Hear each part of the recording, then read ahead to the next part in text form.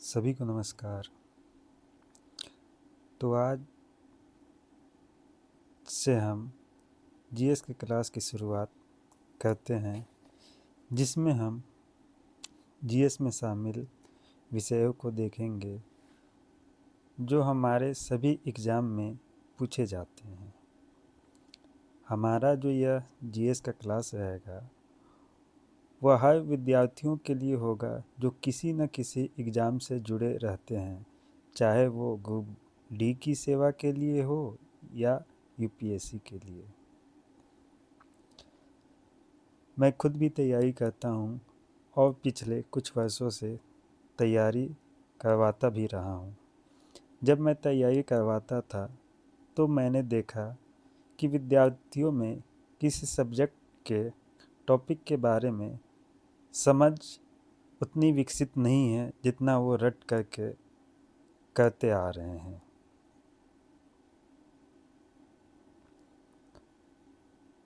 सिर्फ एग्ज़ाम के लिए रट लेना और फिर बाद में भूल जाना, ये हमारे जीएस का पढ़ने का तरीका नहीं है। मेरा परिचय मैं आप लोगों के साथ धीरे धीरे शेयर करता रहूँगा।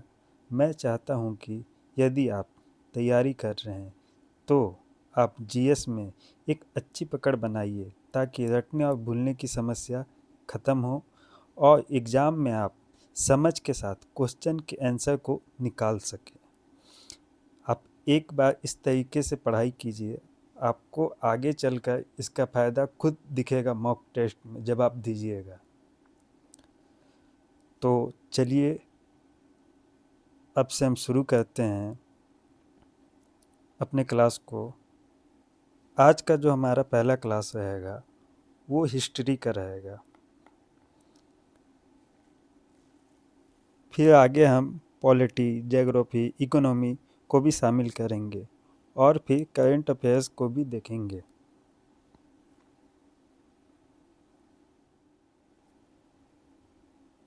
तो सबसे पहले हम समझते हैं इतिहास क्या है।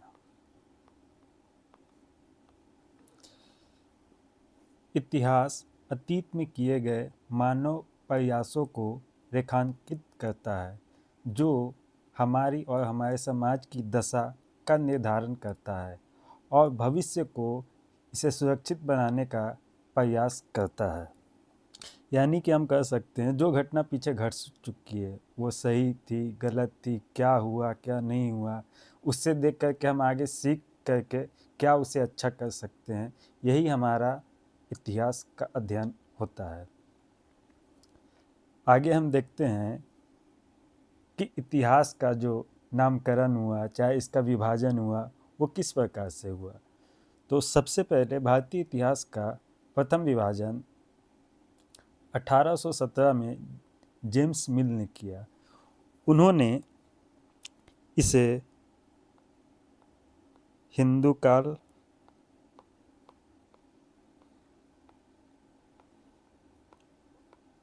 मुस्लिम काल और ब्रिटिश काल में विभाजित किया, परंतु इस नामकरण को भारत के राष्ट्रवादी लेखकों ने चुनौती दी तथा तब इतिहास के त्रिकालीय विभाजन के यूरोपीय मॉडल को आधार बनाते हुए उसे नाम दिया गया प्राचीन काल, मध्य काल, आधुनिक काल। आगे चलकर मध्यकाल को दो भागों में बांटा गया, पूर्व मध्यकाल और उत्तर मध्य काल। इसी प्रकार आधुनिक काल को भी पूर्व आधुनिक काल और आधुनिक काल माना गया। पूर्व शुरुआती चरण को बतलाता है, उत्तर बाद के चरण को बतलाता है। पूर्व और उत्तर की इस धारणा को हम इस प्रकार से समझ सकते हैं कि जिस प्रकार जेम्स मिल द्वारा हिंदू काल, मुस्लिम काल और ब्रिटिश काल बताया गया था, उनके द्वारा मुस्लिम काल में गौरी के आक्रमण को रखा गया था और ब्रिटिश काल में पलासी का युद्ध। यदि हम पूर्व मध्य काल में देखते हैं तो गौरी के बाद अन्य भी शासक हुए। उत्तर मध्य काल में हम मुख्यतः मुगलों का शासन देखते हैं।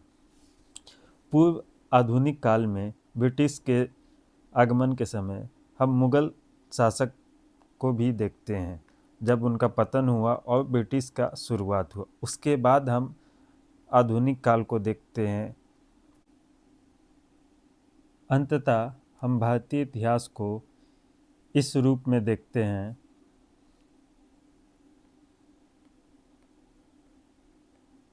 प्राचीन काल, पूर्व मध्य काल, उत्तर मध्य काल, पूर्व आधुनिक काल और आधुनिक काल। काल के इस क्रम को हम आगे की क्लास में समझेंगे, जैसे जैसे हम टॉपिक को शुरू करेंगे।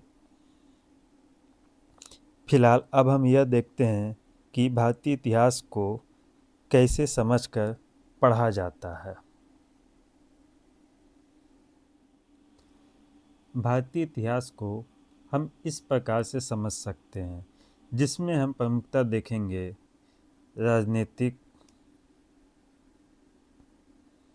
राजनीतिक, आर्थिक, सामाजिक, सांस्कृतिक। सांस्कृतिक में भी कई सारे पहलू हैं। धर्म एवं दर्शन, भाषा एवं साहित्य, कला, विज्ञान एवं तकनीक, स्थापत्य कला, मूर्ति कला, चित्रकला, संगीत कला। हम हमेशा ये जो देखते हैं कि हम इतिहास पढ़ रहे हैं, ठीक है, जिसमें हमारा जो सांस्कृतिक का भाग है उसी में हमसे ये कला का पार्ट पूछा जाता, साहित्य पूछा जाता, धर्म दर्शन से पूछा जाता, स्थापत्य से पूछा जाता, मूर्ति कला से पूछा जाता, चित्रकला से पूछा जाता, संगीत से पूछा जाता है और विज्ञान या तकनीक से पूछा जाता है ज़्यादातर क्वेश्चन। और हम सिर्फ इधर से क्या देख लेते हैं, राजनीतिक कौन सा युद्ध कहाँ हुआ, कब हुआ, कैसे हुआ, समाज में क्या था क्या नहीं था, आर्थिक कृषि क्या था क्या नहीं था। इसी के लिए हम इस डायग्राम को पहले समझते हैं।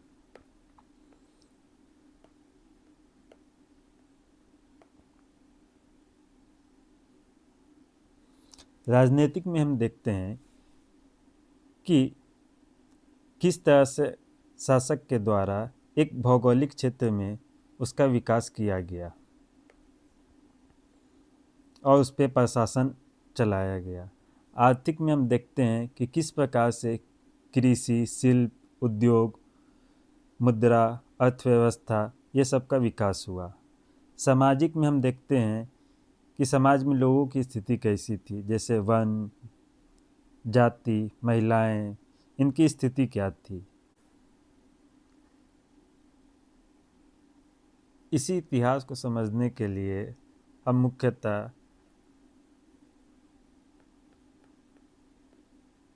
इंडियन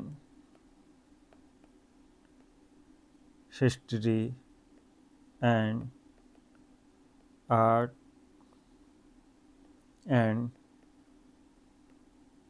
कल्चर को रखते हैं। इंडियन हिस्ट्री में मुख्यतः हम वही राजनीतिक, सामाजिक, आर्थिक को रखते हैं और इस सांस्कृतिक भाग को हम पूरे तरीके से आर्ट एंड कल्चर में रखते हैं। जिस तरह हमें जिस एग्ज़ाम में जैसा क्वेश्चन का लेवल पूछा जाता है, उस प्रकार से हम इस पार्ट को पढ़ते हैं यदि हम यूपीएससी चाहे बीपीएससी की बात करें तो उसमें हमारा ये जो सांस्कृतिक का सेक्शन होता है वो एक अलग से रखा जाता है। जैसे कि मैंने अभी बताया, Indian history and art and culture. तो अगर हम देखें तो सामान्य एग्ज़ाम के लिए हमारा ये सेक्शन रहता है, ठीक है। लेकिन अभी जो एग्ज़ाम का पैटर्न बदल रहा है उसमें सभी में सांस्कृतिक के पहलू भी शामिल रहते हैं। इसीलिए विद्यार्थियों को सांस्कृतिक पहलू पढ़ने में काफ़ी परेशानी होती है। तो इसी के लिए हमने ये सोचा है कि इस पाठ को इस प्रकार से हम बांट करके ही आगे की क्लासों को लेंगे, ताकि एक हमारे अंदर एक समझ विकसित हो और हम किसी भी टॉपिक को अच्छे से समझ जाए, ना कि सिर्फ रटने पर ध्यान दें। यदि आपको यह वीडियो पसंद आता है तो आप इसे ज़्यादा से ज़्यादा शेयर करें, हमारे चैनल को सब्सक्राइब करें। जल्द ही मिलेंगे अगले वीडियो में, तब तक के लिए धन्यवाद।